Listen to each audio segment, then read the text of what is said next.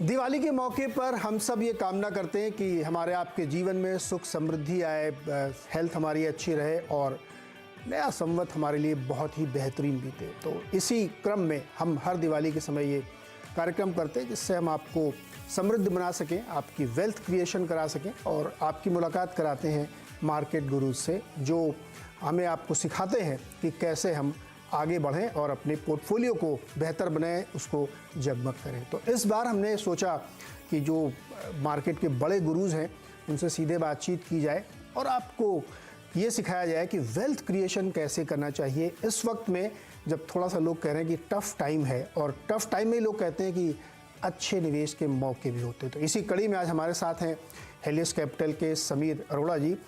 Sameer sir, बहुत बहुत स्वागत है और दिवाली की बहुत बहुत शुभकामनाएं आपको। और हमेशा हम लोग याद करते रहते हैं, समीर सर आते हैं तो बिल्कुल दिवाली हो जाती है हम लोगों की, नॉन दिवाली टाइम में भी दिवाली हो जाती है। नहीं, थैंक यू जी, आपको भी और सब व्यूअर्स को हैप्पी दिवाली। तो सर, जैसा कि हम लोगों का ये वायदा है कि दिवाली के मौके पर लोगों को जो है हम लोग नॉलेज का गिफ्ट देते हैं और वो नॉलेज ऐसा होता है जो उनकी समृद्धि में सहायक होता है और बाज़ार के संदर्भ में हम लोग इस चीज़ को बहुत देखते हैं। तो इस वक्त आप बताइए बाज़ार को लेकर के आपकी व्यूज़ क्या हैं, कैसे आप देख रहे हैं, कैसे अप्रोच कर रहे हैं बाज़ार को? पहली बात है कि क्योंकि हम दिवाली टाइप इवेंट पे बात कर रहे हैं, नॉट कि हर मंडे को जैसे बात होती है, तो पहले बिग पिक्चर में ये लोगों को समझना चाहिए कि इक्विटी मार्केट्स जो है वो जनरली हर कंट्री में अपनी कंट्री के फिक्स्ड इनकम मार्केट को एंड जनरली गोल्ड तो सबके लिए कॉमन है, गोल्ड की प्राइसेस, तो गोल्ड को और प्रॉपर्टी को आउट परफॉर्म करता है लॉन्ग टर्म। जैसे इंडिया में लास्ट 25 साल देख लें या 15 साल देख लें या इवन 10 साल देखें, तीनों में मोटा माटी इंडियन मार्केट का रिटर्न मार्केट का करीब 14% रुपी टर्म्स में रहा है। एंड ये 14% आप ना डेट में बना सकते हैं, मोस्टली आप प्रॉपर्टी में बना सकते हैं अगर आप लैंड वगैरह खरीदें, बट मोस्टली नहीं बनता 14 भी, एंड गोल्ड वगैरह में तो नहीं बना। इसलिए पहली बात, अगर लॉन्ग टर्म वेल्थ क्रिएशन की बात हो रही है तो इक्विटी पोर्टफोलियो, इक्विटी का वेट ज्यादा होना चाहिए, पर्टिकुलरली उन लोगों के लिए जो नौकरी कर रहे हैं, जिनकी फिक्स्ड इनकम है, तो उनकी सेफ्टी भी है और वो सेविंग जो कर रहे हैं उसको मैक्सिमाइज किया जाए, उस सेविंग को मैक्सिमाइज किया जाए कि उससे आगे क्या फाइनेंशियल गेन होता है। इस समय शॉर्ट टर्म में अगर मैं मार्केट को देखूं तो जब हम शॉर्ट टर्म बातें करते हैं, हम उस इन्वेस्टर के लिए बात कर रहे हैं जो हमारे जैसा फंड मैनेजर है या जो पहले से मार्केट में इन्वेस्टेड है, तो उसके लास्ट 90-95% लगे हुए हैं और वो 5% की बात कर रहे हैं कि मैं आज खरीदूंगी कल खरीदूंगी। उसके लिए मेरा मोटा माटी ये व्यू था और अभी भी है कि बिल्कुल बुलिश होने के लिए हमें यूएस मार्केट का सेटल होना जरा देखना है।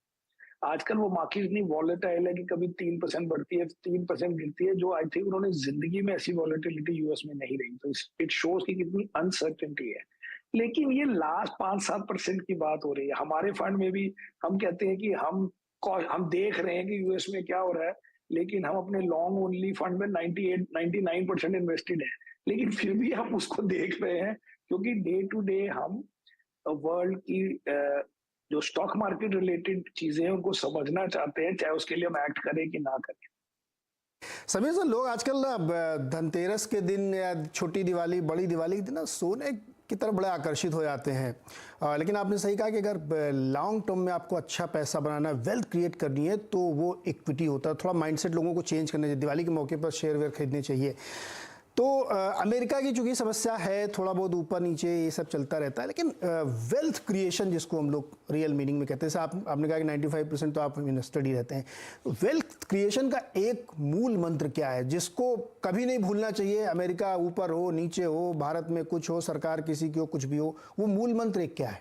वो मूल मंत्र ये है कि इक्विटी मार्केट में, एक स्टॉक की बात नहीं कर रहा हूँ, कि जो मार्केट है उसको आसानी से नहीं छोड़ना चाहिए। अगर आपकी मार्केट में डाउन हो गया तो आपको एवरेज करने की हिम्मत होनी चाहिए, बिकॉज इसके लिए तो बहुत डेटा है वर्ल्ड का, इंडिया का। आप बिल्कुल गलत टाइम पे इन्वेस्ट करें। सपोज आपने इंडिया में इन्वेस्ट किया पहली बार सारे पैसे दिसंबर 31, 2007 को, अब उसके बाद 50-60% की फॉल आई, लेकिन उसमें भी अगर आप डटे रहते हैं तो आपको 13-14 तक ओरिजिनल पैसे सारे मिल जाते हैं। और उसके बाद आउट परफॉर्मेंस होती, तो उस दिन से आज तक मोटा माटी आपने सबसे गलत टाइम में पैसे डाले, सबसे पीक में डाले, और अगले दिन से करेक्शन शुरू हो गई और आपने 100% पैसे डाल दिए। लेकिन एक्चुअली ऐसे नहीं होता है। ऐसे क्या होता है कि अगर आपने दिसंबर 31 2007 को डाले, अब आपकी नौकरी चल रही है, आपकी इनकम अलग से कहीं से आ रही है, तो आपने 8 में भी उसमें बॉटम में या 30% डाउन में लिया, फिर 9 में लिया, फिर 11 में लिया, वो करो तो, क्योंकि मार्केट घूम फिर के तो हाईएस्ट पे नियरली पहुंच गई थी थोड़े दिन पहले, सो वो सारे कवर हो गए। तो इसलिए एवरेजिंग करने की एक तो हिम्मत होनी चाहिए और एक अंडरस्टैंडिंग होनी चाहिए कि मार्केट तो रिकवर होती है, स्टॉक्स कई बार नहीं रिकवर होते हैं। तो इसलिए हम स्टॉक की बात नहीं कर रहे हैं, मार्केट की बात कर रहे हैं कि मार्केट में आपको अगर एक ग्रुप ऑफ स्टॉक्स में से एक दो स्टॉक ठीक नहीं है, ये नहीं उसी स्टॉक को लेना है क्योंकि जी सारे स्टॉक रिकवर हो जाते हैं। लेकिन मार्केट का ये है कि वो हर वक्त नई चीजें करके इंडेक्स जो है, जनरली एज आई सेड, अगर आप लास्ट 25 सालों में, जो मैं आपको बता रहा था 14% पर एनम, क्योंकि मैं 26 साल से मार्केट में हूँ, एंड हमारी मार्केट का return, global markets, US market, even Warren Buffett को अगर डॉलर में कन्वर्ट करें हमारे अपने रिटर्न्स को, उन सबसे आगे है। और इस टाइम में हमने क्या क्या नहीं देखा, ग्लोबल फाइनेंशियल क्राइसिस हुई, रशियन क्राइसिस, एशियन क्राइसिस, सितंबर 11 हुआ, फिर हमारे यहाँ 26/11 हुआ, फिर अटैक ऑन पार्लियामेंट, फिर कारगिल, फिर आप लोग डीमॉन, फिर आप लोग कोविड, फिर आप लोग लॉकडाउन, वो सब घूमने फिरने के बाद 14% पर एनम तो मार्केट ने रिटर्न दिया। पर हमारे जैसे अच्छे फंड थोड़े बेटर दिए हैं, but the point is market भी अच्छे रिटर्न देती है। और इसको समझने से 50-60% of the job is done in creating wealth. Wealth creation में ये नहीं कि आपने अपनी कंपनी शुरू करनी है, आप अपना काम कर रहे हैं। आप चाहते हैं कि जो आपके सेविंग्स है उसको खाली ऐसे फिक्स डिपॉजिट में नहीं डाल दिया कि चलो जी मेरा मेन काम तो नौकरी है। मेन काम नौकरी है, लेकिन पैसे को भी पैसे बनाने का थोड़ी समझ होनी चाहिए कि पैसे से पैसे कैसे बनाओ। पैसे से पैसे कैसे बने, बड़ी बहुत बड़ी बात आपने कही सर कि 2007 से लेके अब तक देखिए आप कितने सारे इवेंट हो चुके हैं। लेकिन अगर आपने सबसे गलत टाइम में, जैसे आपने कहा कि 31 दिसंबर 2007 के पैसे लगाए होते ना, और आज आप देखिए आप कहाँ खड़े हैं। ये है पावर ऑफ इक्विटी, जहाँ पे आप पैसे बना सकते हैं। और पैसे से पैसे बनाना सीखिए ना, late money work for you. आप हमेशा क्यों काम करते रहेंगे, पैसा कमाए आपके लिए, आप आराम करें।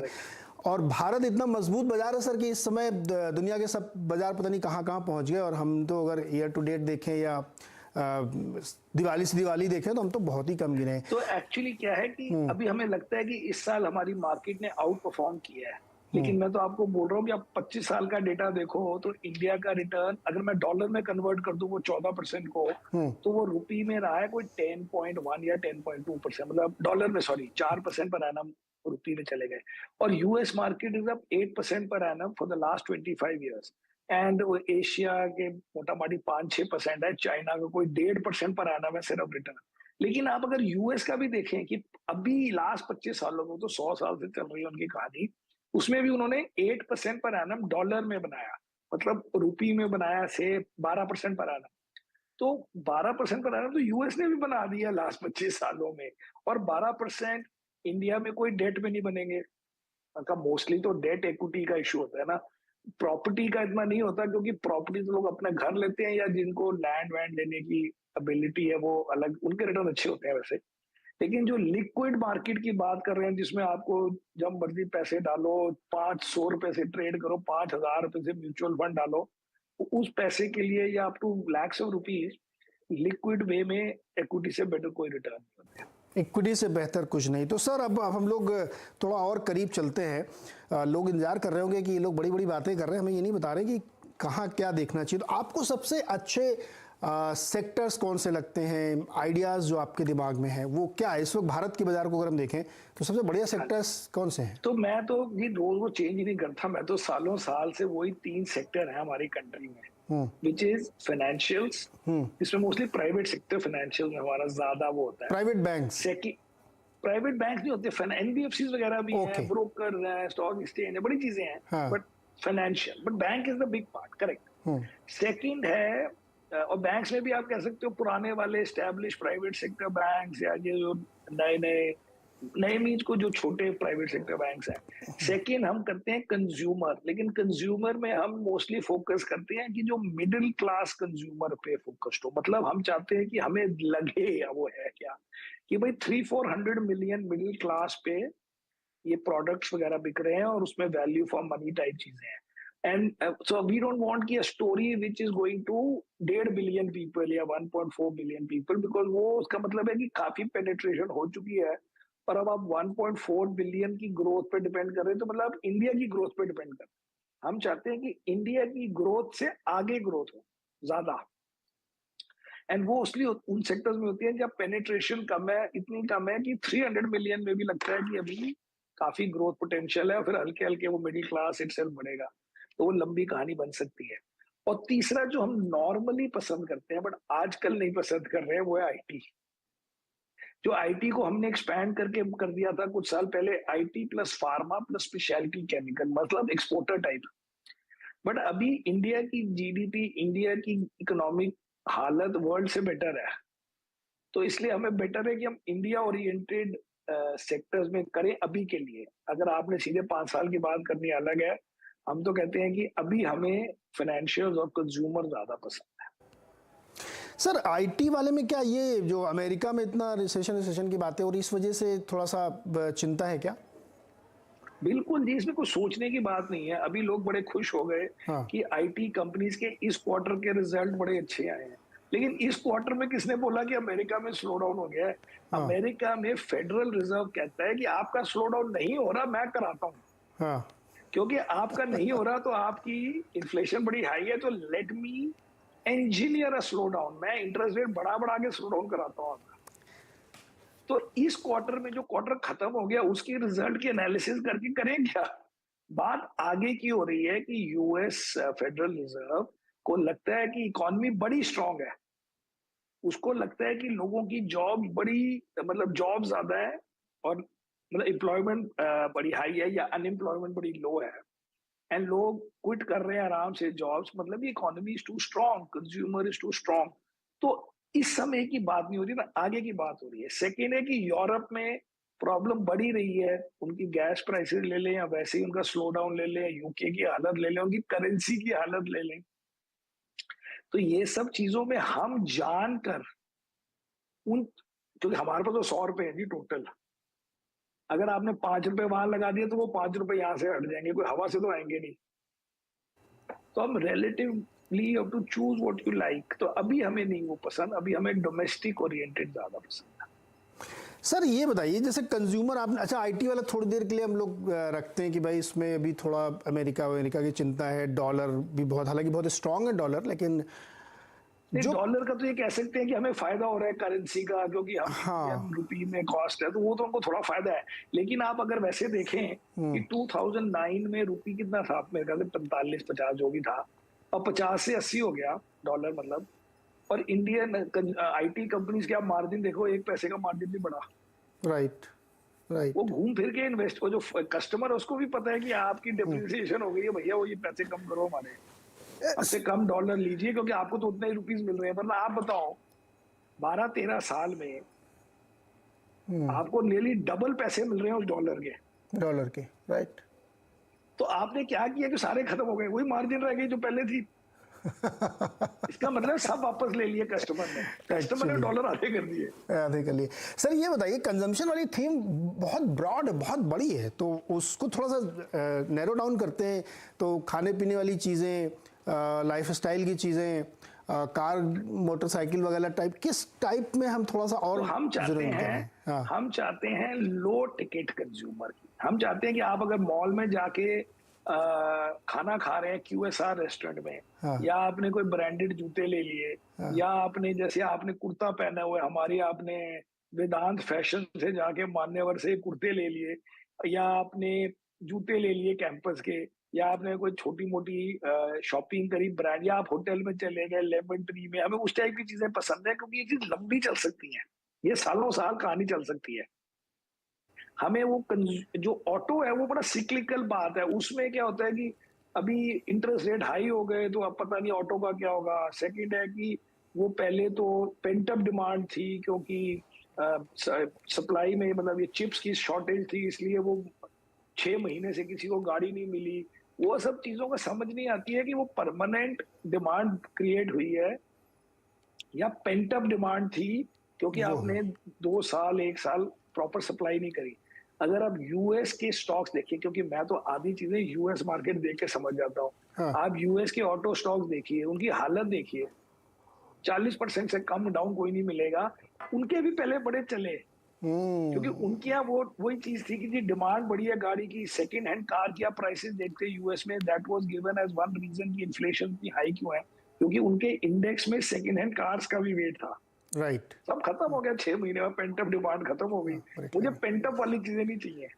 बिल्कुल सही कह रहे हैं सर आप। समझ ही नहीं आती किस दिन वो रुक जाता है, समझ नहीं आती। हाँ, किस दिन रुकेगा। और अब आईटी की जैसे आपने बात की थी, एग्जैक्टली सेम चीज़ है वहाँ पे। अब मेटा का, इंटेल के शेयर देखिए 50% नीचे हैं, और अपने यहाँ वाले स्टॉक में भी। तो इतना हमें क्यों करने की जरूरत है? हम कहते हैं हमारी सस्ती सस्ती चीजें जो कस्टमर कभी तो कहेगा कि मैं कोविड के बाद बाहर आया हूँ, फिर कहेगा कि अब दिवाली है, फिर कहेगा न्यू ईयर है, ये सब चीजें चलती रहती हैं और ये सालों साल चलती हैं। सालों साल 10 साल भी चल सकते हैं चलती स्टॉक्स, हैं। पता नहीं लगेगा आपको कि आप 10 साल 5 साल तक रख लो। सर 40 लाख शादियां होती हैं भारत में हर साल, और उसमें हाँ लोग एग्जैक्टली। और कुर्ते हम बहुत कहेंगे पहनते हैं। और हम कहेंगे कि वो कब पहले अनऑर्गेनाइज से लेता था, अब उनको ब्रांडेड लेने की आदत हो गई है। और करेक्ट। बच्चों को पहले कुछ भी जूते पहना दो, अब वो ऐड देख के ऑर्गेनाइज करते हैं। अगर आप ऑनलाइन खरीदते हैं तो वैसे ही ऑर्गेनाइज चीजों से खरीदते हैं, क्योंकि अनऑर्गेनाइज वाले जो लाखों में चीजें ये बना रहे हैं वो मोस्टली ऑनलाइन सारे नहीं जा सकते। यस तो यस। इसलिए वो अनऑर्गेनाइज्ड हो। अगर आपको ब्रांड, आजकल हर चीज में ब्रांड चाहिए, तो फिर वो भी अनऑर्गेनाइज का वीक हो जाता है। तो ये सब चीजें करके ये स्टोरियां लंबी होती हैं। कभी अगर चल जाए तो आप 10 स्टॉक्स हम लेते हैं तो उसमें हमारे 5-6 लंबे चल जाते हैं, 3-4 प्लस माइनस 1-2 साल में हम कहते हैं गलत हो गया, आगे चलो।